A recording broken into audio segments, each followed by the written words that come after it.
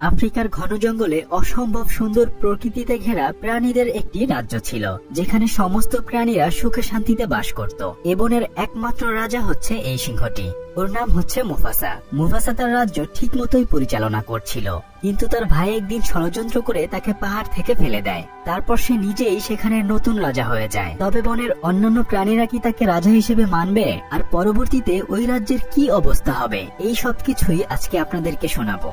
একটা মজার তথ্য দেই, এই মুভিটির একটি প্রাণীও আসলে কিন্তু বাস্তব নয়।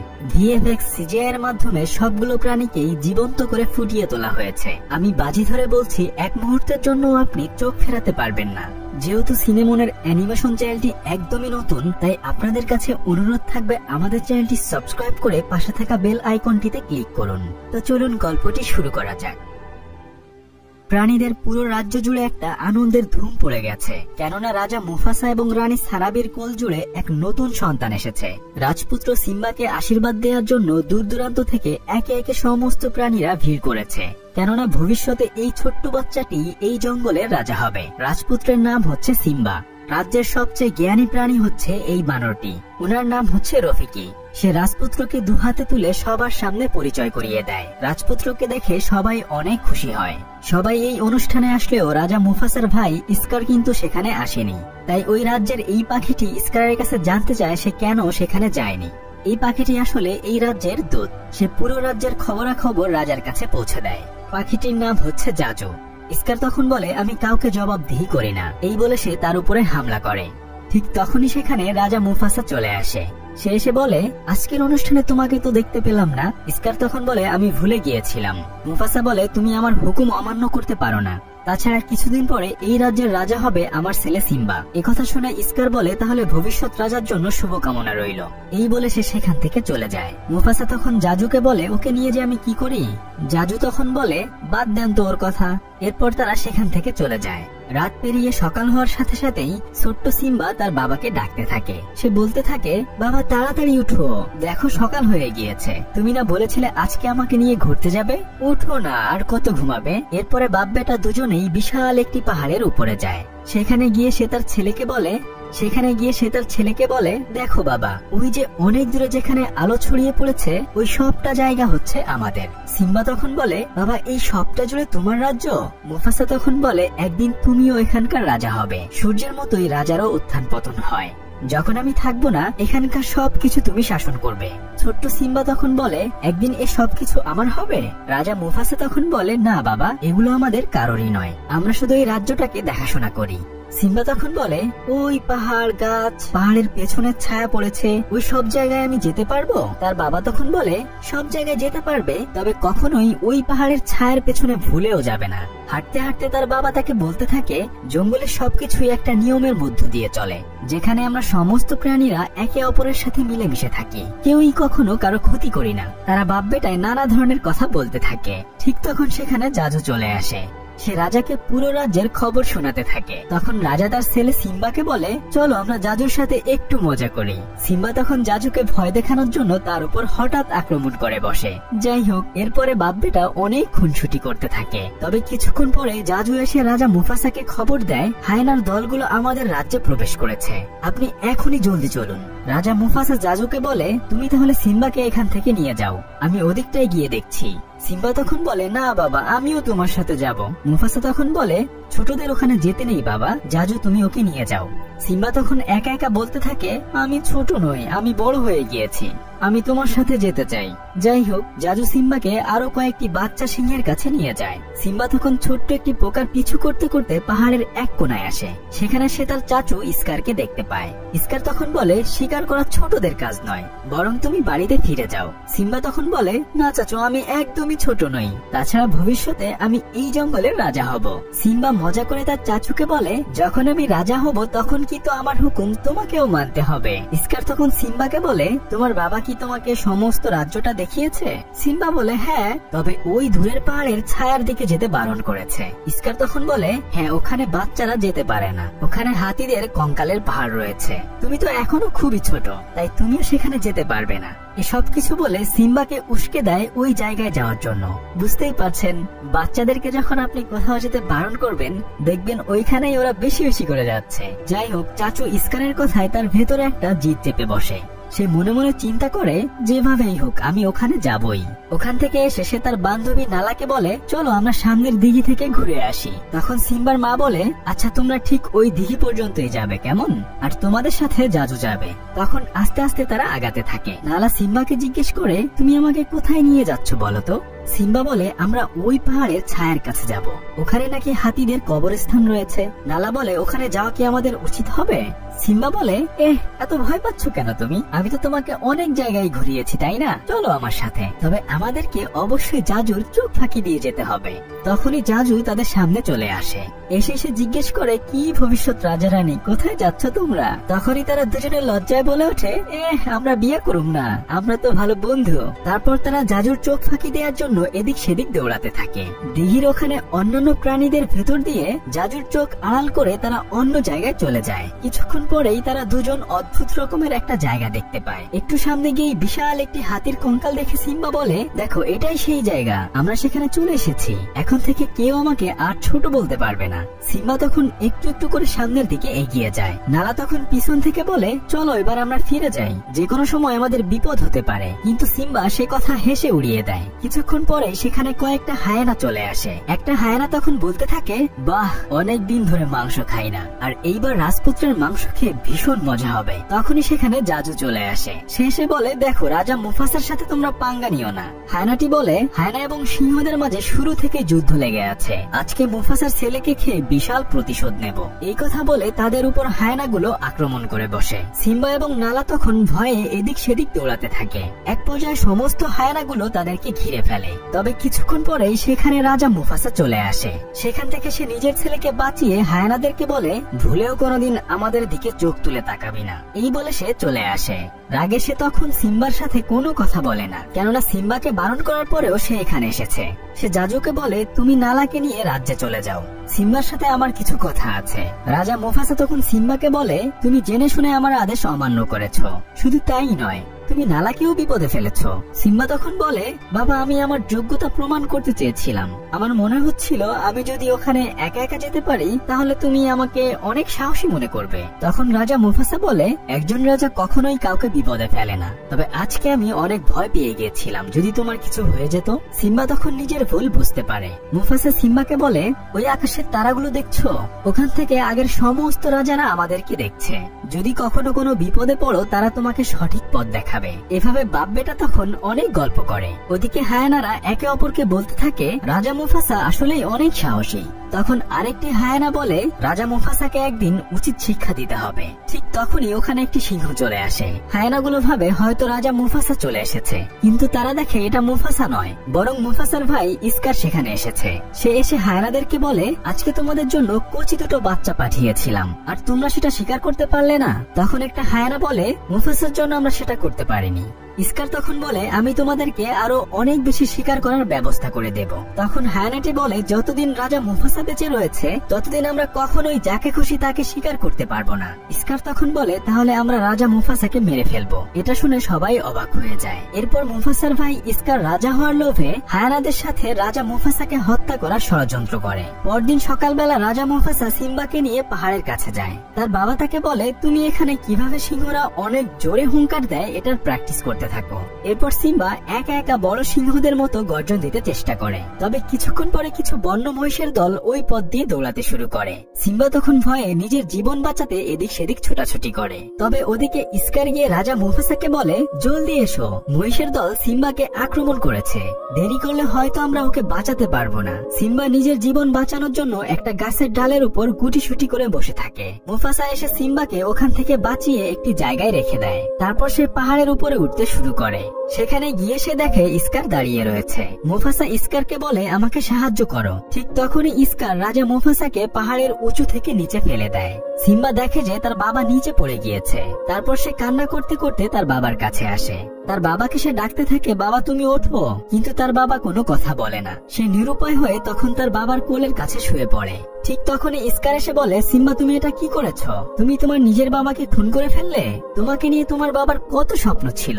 সিম্বা বলে, চাচু আমি কিচ্ছু করিনি, এটা একটা দুর্ঘটনা। কিন্তু স্কার তখন সিম্বাকে বলে, তোমার মা যদি জানতে পারে তোমাকে বাঁচাতে গিয়ে তোমার বাবা মারা গিয়েছে তাহলে সে অনেক বেশি কষ্ট পাবে। সিম্বা তখন বলে, আমি এখন কি করব চাচু? স্কার বলে, তুমি এই রাজ্য থেকে পালিয়ে যাও, কখনোই আর এখানে ফেরত আসবে না। একথা শুনে সিম্বা দৌড়ে সেখান থেকে চলে যায়। তবে স্কার কিছু হায়ানাকে পাঠিয়ে দেয় সিম্বাকে হত্যা করার জন্য। তখন সে নিজের জীবন বাঁচাতে এদিক সেদিক দৌড়াতে থাকে। দৌড়াতে দৌড়াতে সে একটা পাহাড়ের উপরে উঠে যায়, কিন্তু পা পিছলে সে ওখান থেকে নিচে পড়ে যায়। হায়নারা তখন বলে, যাক সিম্বার খেল খতম, এখান থেকে পড়ে অবশ্যই সে মারা গিয়েছে। এই ভেবে তারা সেখান থেকে চলে যায়। কিন্তু সিম্বা একটি গাছের গোড়ায় চুপচাপ তখন লুকিয়েছিল। এরপর সে নিজের বাবার মৃত্যুর অপবাদ নিয়ে সবাইকে ছেড়ে অনেক দূরে চলে যায়। ওদিকে স্কার সবাইকে বলে, মুফাসা অনেক ভালো রাজা ছিল, আমার ভাইয়ের মৃত্যুতে আসলে আমি অনেক বেশি কষ্ট পেয়েছি। সেই সাথে সিম্বাও মারা গিয়েছে। এখন থেকে আমি এই রাজ্যের রাজা, তাছাড়া আমি এই রাজ্য একা সামাল দিতে পারবো না, সেজন্য আমার কিছু সঙ্গী প্রয়োজন। আজ থেকে এই হায়ানাগুলো আমাকে সাহায্য করবে। তখন প্রাণী রাজ্যের সবাই অবাক হয়ে যায়, কেননা হায়ানাগুলো অন্যান্য প্রাণীদের শিকার করে খেয়ে ফেলতো।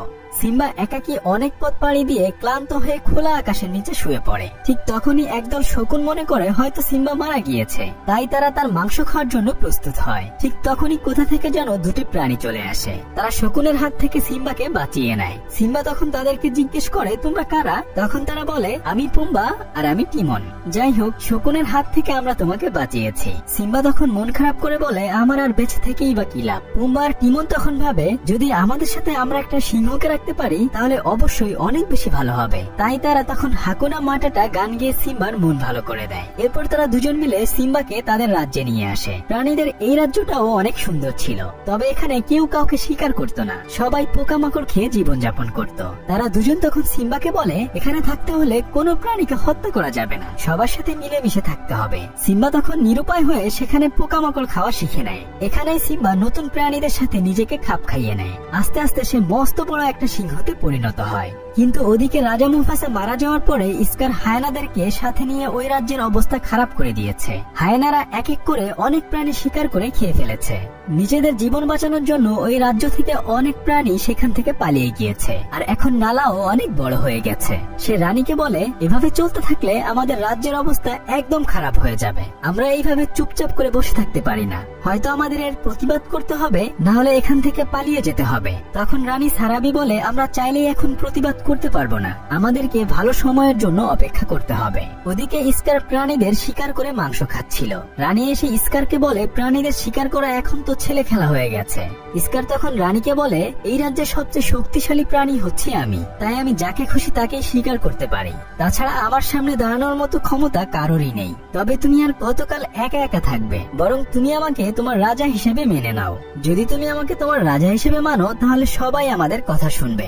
রানী তখন বলে, আমি তোমাকে কোনোদিনও বিয়ে করব না, তাছাড়া তুমি আমার রাজা হওয়ার যোগ্য নও। স্কার তখন রাগে স্বরে বলে, ঠিক আছে, এতদিন শিকার করে আনা পশু পাখি আমি খাবার পরে তোমরা খেতে, কিন্তু এখন থেকে আমার পরে আগে হায়ানারা খাবে এবং যতটুকু অবশিষ্ট থাকবে সেটুকু তোমরা খাবে। এই বলে সে সেখান থেকে চলে যায়। সেদিন রাতে সবাই যখন ঘুমাচ্ছিল, নালা তখন লুকিয়ে লুকিয়ে সবার চোখ ফাঁকি দিয়ে বাইরে বের হওয়ার চেষ্টা করে। তখন জাজু এসে বলে, কি করছো তুমি? নালা বলে, আমি এভাবে চুপ করে বসে থাকতে পারি না, আমি বাইরে যাচ্ছি কারো সাহায্য চাওয়ার জন্য। এই বলে সে বাইরের দিকে রওনা হয়। ঠিক তখনই স্কারের সাথে প্রায় তার দেখা হয়ে যাচ্ছিল। জাজু এসে কোনোভাবে স্কারকে ভুলিয়ে ভালিয়ে রাখে। তখন নালা সবার চোখ ফাঁকি দিয়ে ওই রাজ্য থেকে বের হয়ে যায়। ওদিকে সিম্বা নতুন রাজ্যে সবার সাথে ভালোই আছে। সে একটি প্রজাপতির সাথে খেলা করছিল। তখন সেখানে একটি প্রাণী এসে তাকে বলে, আমি ভাবছি তুমি কোনো সিংহর সাথে খেলা করছো।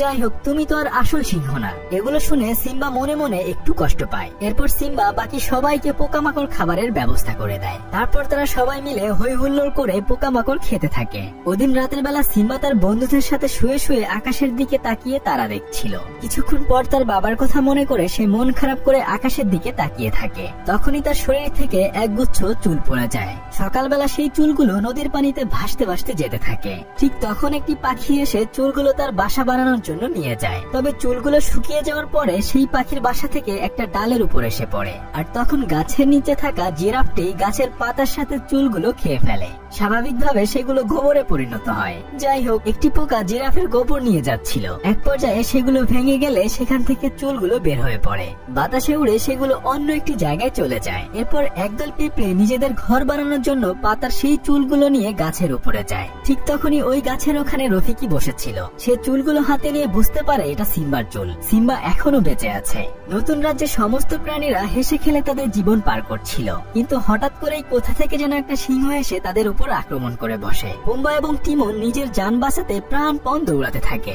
এক পর্যায়ে সিংহটি পুম্বাকে প্রায় ধরেই ফেলছিল। ঠিক তখনই সেখানে সিম্বা চলে আসে। সিম্বা এসে ওই সিংহটির সাথে লড়াই শুরু করে দেয়। কিছুক্ষণ পরে সে বুঝতে পারে এই সিংহটি আসলে নালা। সে নালাকে চিনে ফেলে। নালা সিম্বাকে দেখে অনেক বেশি অবাক হয়ে যায়, কেননা সে ভেবেছিল সিম্বা হয়তো মারা গিয়েছে। এরপর তারা দুজন অনেক খুনসুটি করে। নালা তখন সিম্বাকে বলে, তোমার অবশ্যই ঘরে ফিরে যাওয়া উচিত। স্কার হায়নাদের সাথে হাত মিলিয়ে আমাদের পুরো রাজ্য দখল করে নিয়েছে। রাজা হিসেবে তোমাকে অবশ্যই সবার প্রয়োজন।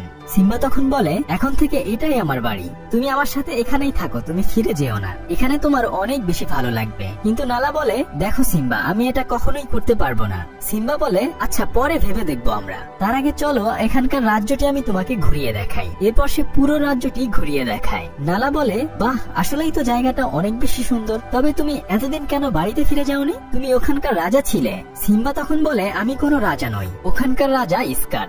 নালা বলে, স্কারকে আমরা কোনোদিনও রাজা হিসেবে মেনে নিতে পারিনি। তাছাড়া আমাদের রাজ্যে এখন খুবই বিশৃঙ্খলা অবস্থা সৃষ্টি হয়েছে।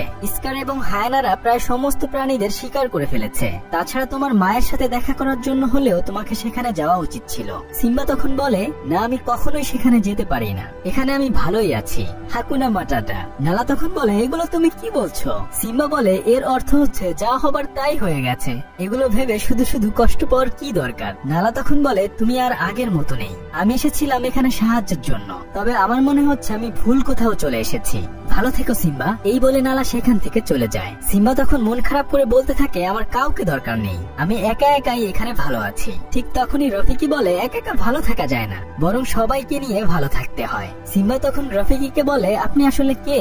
আমি কি আপনাকে চিনি? রফিকি বলে, তুমি আমাকে চিনবে না, তবে তুমি তোমার নিজেকেও কিন্তু চেনো না। যাই হোক, আমি তোমাকে এবং তোমার বাবা সবাইকেই চিনি। শুধু তাই নয়, তোমার বাবা এখনো বেঁচে আছে। বাবার কথা শুনে সিম্বা অনেক বেশি অবাক হয়ে যায়। রফিকি তখন বলে, তুমি কি তোমার বাবাকে দেখতে চাও? তাহলে আসো আমার সাথে। সে তখন সিম্বাকে একটি নদীর ধারে নিয়ে পানির মধ্যে তার প্রতিচ্ছবি দেখিয়ে বলে, তোমার ভিতরেই তোমার বাবা বেঁচে রয়েছে। এরপর সিম্বা আকাশের দিকে তাকিয়ে তার বাবার কথা চিন্তা করতে থাকে। তার বাবা যেন তাকে বলছে, যাও সিম্বা, তুমি তোমার রাজ্যে ফিরে যাও, রাজ্যের সমস্ত প্রাণীদেরকে তুমি রক্ষা করো। এরপর সে সেই আগের সিম্বাকে খুঁজে পায়। বিশাল জোরে গর্জন দিয়ে নিজের উপস্থিতি সবাইকে জানিয়ে দেয়। এরপর সে নিজের রাজ্যের উদ্দেশ্যে যাত্রা শুরু করে। পথের মধ্যেই নালার সাথে তার দেখা হয়ে যায়। তারপর তারা দুজন মিলে অনেক পথ পাড়ি দিয়ে পাহাড়ের সেই উঁচু জায়গাটিতে আসে। কিন্তু সে চারদিকে তাকিয়ে দেখে সমস্ত কিছু কেমন যেন মলিন হয়ে গেছে। যেখানে সেখানে পশু পাখির কঙ্কাল পড়ে রয়েছে। সে তখন আফসোস করে নালাকে বলে, বাবা বলেছিল এখান থেকে যতদূর পর্যন্ত সূর্যের আলো দেখা যায় সবটাই আমাদের রাজ্য, কিন্তু আমার জন্য আজ সবকিছু এলোমেলো হয়ে গিয়েছে। তাছাড়া আমি একা হয়তো স্কারের সাথে লড়াই করে পেরে উঠবো না। তখন নালা বলে, আমিও তোমার সাথে রয়েছি, আমরা দুজন মিলে আমাদের রাজ্যকে ওই শয়তানের হাত থেকে রক্ষা করব। ঠিক তখন পুম্বা এবং টিমন সেখানে চলে আসে। সিম্বা তাদেরকে জিজ্ঞেস করে, তোমরা কেন এখানে এসেছো? তখন তারা বলে, বন্ধুর প্রয়োজনে সব সময় অন্য বন্ধুরাও পাশে থাকে। কিন্তু ওদিকে স্কার সিম্বার মাকে বিয়ে করার জন্য উঠে পড়ে লেগেছে। সে বলে, আমি বুঝতে পারছি না তুমি কেন এখনো আমাকে বিয়ে করতে রাজি হচ্ছ না। আমি মুফাসার চেয়েও অনেক বেশি শক্তিশালী এবং ভালো রাজা। কিন্তু রানী বলে, তুমি রাজা মুফাসার পায়ের ধুলির সমানও না। একথা শুনে স্কার রানীর সাথে লড়াই শুরু করে দেয়। ঠিক তখনই নিজের মাকে বাঁচানোর জন্য সিম্বা সেখানে চলে আসে। সিম্বার মা তাকে দেখে অনেক বেশি অবাক হয়ে যায়। সিম্বা তখন তার মাকে বলে, মা তুমি চিন্তা করো না, আমি চলে এসেছি। নালা বলে, স্কার তোমার রাজত্বের দিন শেষ হয়ে গেছে, এখন থেকে আমরা তোমাকে আমাদের রাজা মনে করি না। সে সময় বাকি সিংহগুলো হুঙ্কার দিয়ে নালার সাথে একমত হয়। স্কার তখন বলে, যাই হোক সিম্বা, তোমাকে জীবিত দেখে ভালো লাগছে, তবে তুমি কি সবাইকে জানিয়েছো তোমার বাবার মৃত্যুর জন্য তুমি আসলে দায়ী ছিলে? সিম্বা তখন চুপ করে দাঁড়িয়ে থাকে। চাপা গলায় সে বলে, হ্যাঁ এটা সত্য, আমার বাবার মৃত্যুর জন্য আমিই দায়ী। কিন্তু তার মা একথা একদম বিশ্বাস করতে চায় না। ঠিক তখন স্কার চিৎকার করে বলে, তোমরা কি সবাই বুঝতে পেরেছো? সিম্বাই মুফাসার মৃত্যুর জন্য দায়ী। একজন খুনি কিভাবে আমাদের রাজা হতে পারে? এসব বলতে বলতে স্কার সিম্বাকে সেই উঁচু পাথরের কিনারায় নিয়ে আসে। সিম্বা পা পিছলে পড়ে গিয়েও ওখানে ঝুলে থাকে। তবে হঠাৎ করেই বিদ্যুৎ চমকালে একটি গাছের মধ্যে আগুন ধরে যায়। আস্তে আস্তে করে সেই আগুন চারদিকে ছড়িয়ে পড়ে। স্কার তখন সিম্বাকে বলে, এই দৃশ্যটা অনেক পরিচিত লাগছে তাই না? তোর বাবাও এভাবেই পাহাড়ের উপর ঝুলেছিল, আমি তাকে হত্যা করেছি, আর আজকে তোকেও তোর বাবার কাছে পাঠিয়ে দেব। এই কথা শুনে সিম্বা অনেক রেগে যায়। এতদিন সে নিজেকে তার বাবার মৃত্যুর জন্য দায়ী করত, কিন্তু এখন সে সবকিছু বুঝতে পারে। সে তখন স্কারের উপর ঝাঁপিয়ে পড়ে। স্কার তখন বলে, দেখো সবাই, সিম্বা রাজা মুফাসাকে মেরেছে, এখন সে আমাকেও মারতে চায়। রানী তখন বলে, স্কার তুমি তো বলেছিলে মুফাসা মারা যাওয়ার পর নাকি তুমি ওখানে পৌঁছেছিলে, তাহলে তুমি মুফাসার মৃত্যু কিভাবে দেখলে? এটা শুনে সবাই বুঝে যায় স্কার আসলে মিথ্যা কথা বলছে, সেই মুফাসাকে হত্যা করেছিল। এরপর হায়ানা এবং সিংহের মাঝে তুমুল লড়াই শুরু হয়ে যায়। স্কার এবং সিম্বাও লড়াই করতে থাকে। ওদিকে টিমন এবং পুম্বাও হায়ানাদের সাথে লড়াই করতে শুরু করে। স্কার বুঝতে পারে তারা সবাই হেরে যাচ্ছে, তাই সে সেখান থেকে পালাতে থাকে। সিম্বাও তার পিছু পিছু যায়। উঁচু একটি জায়গায় গিয়ে স্কার সিম্বাকে বলে, আমার ভুল হয়ে গেছে, তুমি আমাকে মাফ করে দাও। সিম্বা তখন স্কারকে বলে, আমি তোমার মতো খারাপ নই, যাও তোমাকে মাফ করে দিলাম, তবে তুমি আমাদের রাজ্য থেকে পালিয়ে যাবে আর কখনো এখানে ফেরত আসবে না। কিন্তু স্কার তখনই সিম্বার উপর আক্রমণ করে বসে। দুজনেই তখন প্রাণপণ লড়াই করতে থাকে। স্কার সিম্বার সাথে লড়াই করে পারে না। এক পর্যায়ে সে উঁচু জায়গাটি থেকে একদম নিচে পড়ে যায়। এরপর সেখানে হায়ানার দলগুলো চলে আসে। হায়ানাগুলো স্কারকে বলে, তুমি এতদিন আমাদের সাথে বিশ্বাসঘাতকতা করেছো। স্কার বলে, বন্ধুরা তোমরা চিন্তা করো না, আমরা আবার আমাদের সেনাবাহিনী তৈরি করব। কিন্তু হায়ানারা তখন স্কারকে টেনে হিস্টে টুকরো টুকরো করে খেয়ে ফেলে। এরপর সেখানে অনেক বৃষ্টি শুরু হয়ে যায়। রফিকি তখন সিম্বাকে তাদের নতুন রাজা হিসেবে ঘোষণা করে। এভাবেই অনেক বছর কেটে যায়। সবাই আগের মতো সেখানে সুখে শান্তিতে বসবাস করতে থাকে। এখন সিম্বা এবং নালারও একটি সন্তান হয়েছে। রফিকি সমস্ত প্রাণীদের সাথে তার সন্তানকে পরিচয় করিয়ে দেয়। যাই হোক, এই মুভিটি আসলে আমার অনেক বেশি পছন্দের ছিল। আশা করি আপনাদেরও অনেক ভালো লেগেছে। সবাই ভালো থাকুন, ফিরছি কয়েকদিনের মধ্যেই নতুন কোনো ভিডিও নিয়ে। আল্লাহ হাফেজ।